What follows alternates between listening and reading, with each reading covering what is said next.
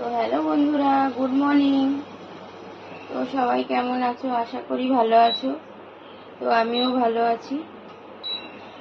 তো সকাল সকালে চা করছি, চা খাবো। চাটা না খেলে ঠিক ভালো লাগে না। তো এই দুধ গুলে নিলাম। বললাম ওর চা হয়ে গেছে, খেয়ে নে, তাড়াতাড়ি ওর। চা নিয়ে চলে এলাম।